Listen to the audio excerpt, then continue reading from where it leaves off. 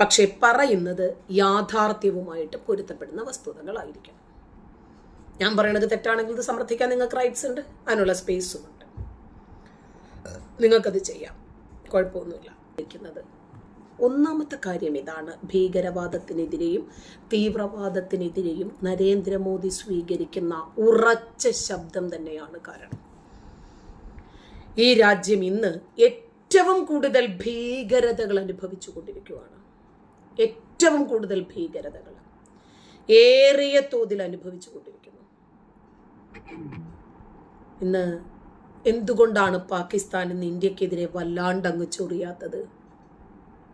വല്ലാണ്ട് ചൊറിയാൻ ഇനി അവർക്ക് പറ്റില്ല. പറ്റാത്ത കാരണം ഇത് തന്നെയാണ്. കാരണം 1 കൊടുത്താൽ 9 തിരിച്ചു കിട്ടും. അതാണ് പഹൽഗാമിൽ കിട്ടിയത്. പഹൽഗാമിൽ ശരിക്കും അവർക്ക് മറുപടി കിട്ടിയില്ലേ? അതാണ്.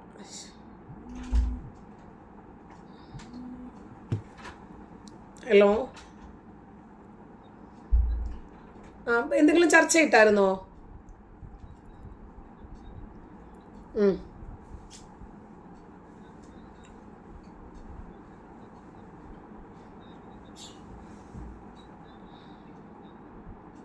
ആണോ? അയ്യോ, ഞാനേ ലോകത്തെ ഏറ്റവും കൂടുതൽ ഇസ്ലാമിക ഭീകരാക്രമണത്തിന്റെ ഇരയായത് ഇന്ത്യയാണ് എന്നുള്ള വിഷയത്തെ കുറിച്ചിട്ടാണ് ചർച്ച നടന്നുകൊണ്ടിരിക്കുന്നത്.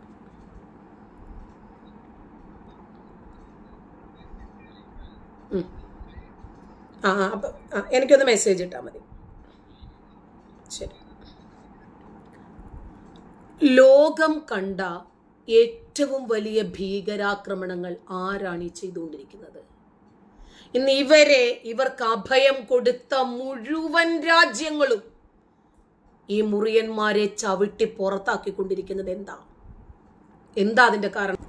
ഇവരെ ജീവൻ മരണ പോരാട്ടത്തില് ഓടിക്കിതച്ച് പല രാജ്യങ്ങളിലും വരും. അവിടെയൊക്കെ വന്നിട്ട് അവർക്ക് അഭയം കിട്ടിക്കഴിഞ്ഞാൽ അവിടെയൊക്കെ ഇവര് തനി നിറം പുറത്തെടുക്കും, അല്ലേ? അവര് മനസ്സിലായി കഴിയുമ്പോൾ ചവിട്ടിയെടുത്ത് പുറത്തിടാം. പോട്ടെ, നമ്മൾ പറഞ്ഞു വന്ന വിഷയത്തിലേക്ക് തന്നെ തിരിച്ചു വരാം. 1993 മുംബൈ സ്ഫോടന പരമ്പര ഇവർ ആസൂത്രണം ചെയ്തു. ഇന്ത്യ കണ്ട ഏറ്റവും വലിയ സ്ഫോടന പരമ്പരകളിൽ ഒന്നായിരുന്നു അത്. ഇന്ന് പാകിസ്ഥാൻ സംരക്ഷണം നൽകുന്ന നമ്മുടെ കേരളത്തിലെ താലിബാനോളികളുടെ വീരശൂര പരാക്രമിയായിട്ടുള്ള അവരുടെ നേതാവ് ദാവൂദ് ഇബ്രാഹിമുമായി ബന്ധമുള്ള ആളുകളായിരുന്നു മുംബൈ സ്ഫോടനാക്രമണം, ഭീകരാക്രമണം അവര് ട്യൂൺ ചെയ്തത്. ലോകം മുഴുവനും ചോരപ്പുഴ ഒഴുക്കുന്നതിന് വേണ്ടി ഇവർക്ക് എന്ത് കിട്ടും? ഈ ചോദ്യത്തിന് പ്രസക്തിയില്ല. കാരണം ഇവരുടെ ലക്ഷ്യം എന്താണ്? ഭയപ്പെടുത്തുക. ആ ഭയപ്പെടുത്തി ഇവർ ആ ലക്ഷ്യത്തിലേക്ക് വന്നെത്തുക എന്നതാണ്. 2001 പാർലമെന്റ് ഒന്ന് ആലോചിച്ച് നോക്കിക്കേ. ഈ രാജ്യത്തിന്റെ നെറുകയിലാണ് ഇവര് ലക്ഷ്യം വെക്കുന്നത്. ഇത് ഇന്നോ ഇന്നലെയോ പെട്ടെന്ന് രാവിലെയോ ഉച്ചയ്ക്കോ രാത്രിയോ ഒന്നും തീരുമാനമെടുക്കുന്നതല്ല. കൂലങ്കഷമായി ആലോചിച്ച് തീരുമാനിച്ച് ഗൂഢാലോചനകൾ നടത്തി വോട്ടിട്ടുറപ്പിച്ചിട്ടാണ് ഒരു സ്ഥലവും ഒരു ദിവസവും ആളെയും ഇവർ തീരുമാനിക്കുന്നത്. എത്ര പേരതിനകത്ത് കൊല്ലപ്പെടണം, തീരുമാനം ഇവരുടേതാ.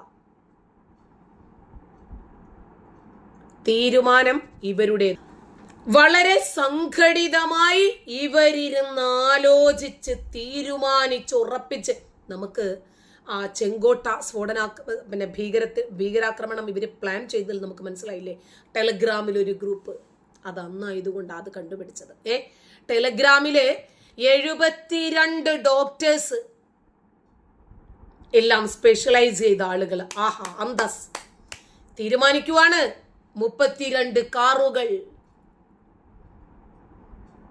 32 കാറുകളിലായി 64 ആളുകൾ, പൊട്ടിത്തെറിക്കാൻ പോകുന്ന ഡോക്ടർമാര്. സ്ഥലം ഇന്ന സ്ഥലങ്ങൾ ഇവര് ലക്ഷ്യം വെക്കുന്നു. എന്തിനാ? കാഫിറുകളെ ഉന്മൂലനം ചെയ്യാൻ. മണത്തിന് വ്യത്യാസമില്ലാത്ത, രുചിക്കോ നിറത്തിനോ വ്യത്യാസമില്ലാത്ത ഒരു പോസ്റ്റ്മോർട്ടത്തിലും തെളിയിക്കാൻ സാധിക്കാത്ത റിസിൻ എന്ന് പറയുന്ന മാരകമായ വിഷം ഉൽപ്പാദിപ്പിക്കുന്നത് ഈ ഡോക്ടർമാരാണ്. എന്തിന്? കാഫിറുകളെ കൊല്ല. ഇവരുടെ അടുത്ത് ചികിത്സയ്ക്ക് വരുന്ന കാഫിറുകളുടെ അവസ്ഥയെക്കുറിച്ച് ചിന്തിച്ചിട്ടുണ്ടോ നിങ്ങൾ? ഈ രാജ്യത്തിനകത്തിരുന്നിട്ടായി ചെയ്യുന്നത്. ചെങ്കോട്ട ഭീകരാക്രമണം പ്ലാൻ ചെയ്തത് 2026 ഒരുപാട് കാലമായിട്ടില്ലെന്നാ പറഞ്ഞു വരുന്നത്. ഒരുപാട് കാലമായിട്ടില്ല. ഇപ്പോഴും അവർ ഈ ഉദ്യമം തുടർന്നുകൊണ്ടേയിരിക്കുന്നു. ഇന്ത്യയുടെ ജനാധിപത്യത്തിന്റെ പ്രതീകമായിട്ടുള്ള പാർലമെന്റിന് നേരെയാണ് 2001 ഒരു സ്ഫോടനം, ഒരു ഭീകരാക്രമണം ഇവർ പ്ലാൻ ചെയ്യുന്നത്. ഈ ആക്രമണം രാജ്യത്തെ പിടിച്ചു കുലുക്കിയില്ലേ? രാജ്യത്തിന്റെ നെറുകയിലല്ലേ അവര് കൈവച്ചത്? അല്ലേ? പാകിസ്ഥാനുമായിട്ടുള്ള ഇന്ത്യയുടെ ബന്ധം തന്നെ അതോടുകൂടി താറുമാറായി. അങ്ങനെ അതിർത്തിയിൽ ശക്തമായ രൂപത്തിലുള്ള സൈനിക വിന്യാസമാണ് ആദ്യമായിട്ട് ഇന്ത്യ അന്ന് ഇതിന്റെ നടപടിക്രമം എന്ന വണ്ണം സ്വീകരിച്ച നയം. ആലോചിച്ച് നോക്കാം. അങ്ങനെ ഓപ്പറേഷൻ പരാക്രം, അങ്ങനെ ഒരു ഓപ്പറേഷനും തന്നെ ഇന്ത്യ അങ്ങോട്ട് സ്വീകരിച്ചു. 2006 മുംബൈ ട്രെയിൻ സ്ഫോടനം. ഏതെല്ലാം യാത്രക്കാർ, ഏതെല്ലാം ലോക രാജ്യത്ത് പോകുന്നവര്, ഏതെല്ലാം ലക്ഷ്യങ്ങളുമായിട്ട് ഇറങ്ങിത്തിരിക്കുന്ന പാവങ്ങള്. മുംബൈയിലെ ലൈഫ് ലൈൻ, സാധാരണക്കാർ യാത്ര ചെയ്തിരുന്ന ട്രെയിന് അമ്മാരെ ലക്ഷ്യം വെക്കുക, തകർക്കാൻ. ആലോചിച്ച് നോക്കണം ഇവന്റെ ഒക്കെ മൈൻഡ്, ഇവന്റെ ഒക്കെ തലച്ചോറ് പ്രവർത്തിക്കുന്ന ഭീകരതകൾ എത്രയാണെന്ന്. പിന്നീട് 2008 നവംബർ 26 ഉണ്ടായ മുംബൈ ഭീകരാക്രമണം ഇന്ത്യൻ സുരക്ഷാ ചരിത്രത്തിലെ ക്രൂരമായിട്ടുള്ള ഒരു അധ്യായമായിരുന്നു അത്. നമ്മുടെ മക്കൾ സ്കൂളുകളിൽ പഠിക്കേണ്ടത് ഈ രാജ്യം ഫേസ് ചെയ്ത ഈ ക്രൂരതകളൊക്കെ തന്നെയല്ലേ? ഈ ഭീകരരെ എതിരിടാൻ വേണ്ടി നമ്മുടെ രാജ്യത്തെ കാക്കുന്ന പട്ടാളക്കാർക്ക് സമർപ്പിക്കേണ്ടി വരുന്നത് പലപ്പോഴും അവരുടെ ജീവനും ജീവിതവുമാണ്. അതിനെക്കുറിച്ചിട്ടല്ലേ നമ്മുടെ മക്കൾ പഠിക്കേണ്ടത്? ടിപ്പു എന്ന പട്ടിയെ കുറിച്ചിട്ടാണോ പഠിക്കേണ്ടത്? വാര്യം കുന്നൻ എന്ന രക്തരക്ഷസിനെ കുറിച്ച്, തീവ്രവാദിയെ കുറിച്ചിട്ടാണോ നമ്മുടെ മക്കൾ പഠിക്കേണ്ടത്? അക്ബറിനെ കുറിച്ചും ബാബറിനെ കുറിച്ചും മുഗളന്മാരെ കുറിച്ചുമല്ല നമ്മുടെ കുഞ്ഞുങ്ങൾ പഠിക്കേണ്ടത് ഈ രാജ്യത്തിന്റെ അന്തസ് കാത്തു സൂക്ഷിച്ച, നമ്മളെ പോലെയുള്ള കോടാനുകോടി ആളുകളുടെ ജീവൻ രക്ഷിക്കുന്നതിന് വേണ്ടി ജീവൻ വെടിയാൻ തയ്യാറായിട്ടുള്ള ആ ധീര സമര രക്തസാക്ഷികളെ കുറിച്ചിട്ടല്ലേ നമ്മുടെ കുഞ്ഞുങ്ങൾ പഠിക്കേണ്ടത്? അല്ലേ? കപ്പലുമാർഗത്തില് മുംബൈയിലെത്തിയത് 10 ഭീകരന്മാർ. മുംബൈയിൽ അവരെ സ്വീകരിക്കാൻ, അവർക്ക് വേണ്ടുന്ന സുരക്ഷാ കവചം ഒരുക്കാൻ, അവർക്ക് വേണ്ടുന്ന സഹായവും തണലും ഒരുക്കാൻ അവിടെ ആളില്ലേ? കപ്പലിനകത്തുള്ള ഈ ഓട്ടയാണ് കപ്പല് മുക്കുന്നത്. ഈ രാജ്യത്തിനകത്തുള്ള ഭീകരന്മാരെയും ഭീകരത നിറഞ്ഞു നിൽക്കുന്ന സ്ത്രീകളെയും ഈ രാജ്യത്തിന് തടയിടാൻ സാധിച്ചിട്ടില്ലെങ്കിൽ നമ്മുടെ രാജ്യം ഒരിക്കലും ഭീകരവാദ മുക്തമാകത്തില്ല. 3 ദിവസത്തോളം നഗരത്തെ മുഴുവനും തങ്ങളുടെ വരുതിയിൽ ഒരു സിനിമാ സ്റ്റൈലിൽ ആവാഹിക്കുന്നു. Taj Mahal hotel, Oberoi Trident, Nariman house, ഇവിടെയൊക്കെ അവരാക്രമണം നടത്തുന്നു.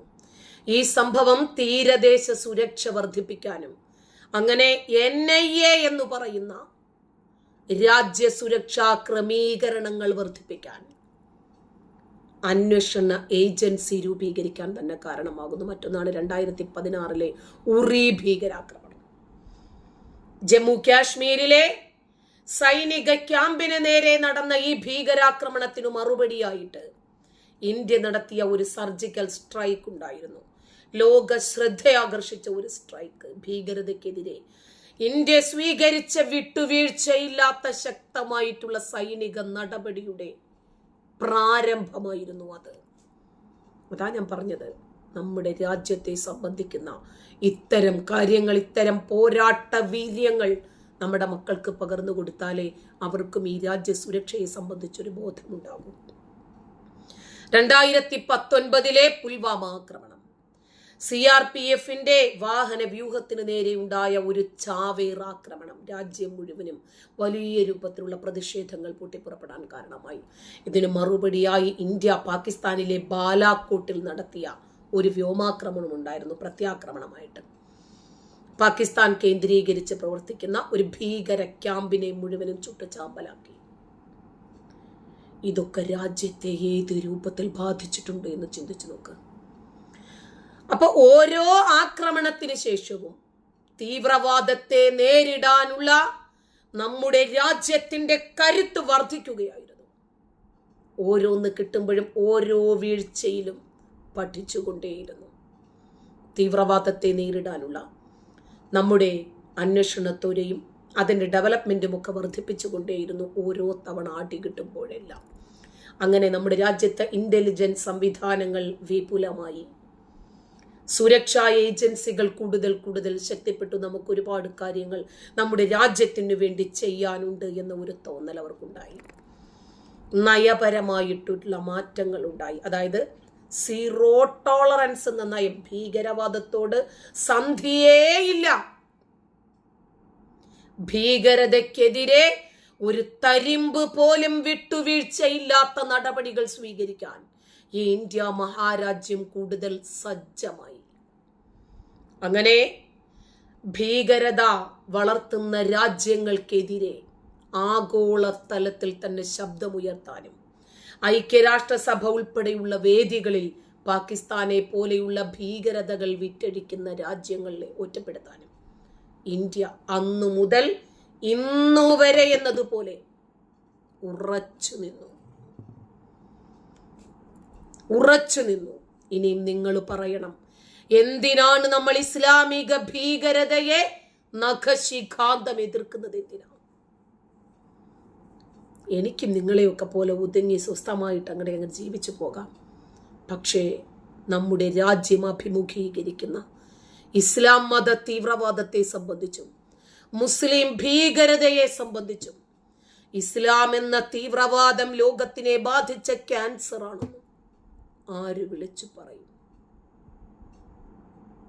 ആരെങ്കിലും ഒരാൾ ത്യജിക്കാൻ തയ്യാറാകണ്ടേ?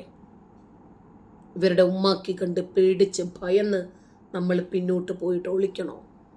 നമ്മളിതൊക്കെ തുറന്നു പറയണ്ടേ? അതുകൊണ്ടാണ് ഇത് തുറന്നു പറയാൻ വേണ്ടി ജീവിതം തന്നെ മാറ്റിവെക്കേണ്ടി വന്നത്. അതിൻ്റെ പേരിൽ ഒരുപാട് ത്യജിക്കേണ്ടി വന്നത്, സഹിക്കേണ്ടി വന്നത് അതിൻ്റെ പേരിലാണ്.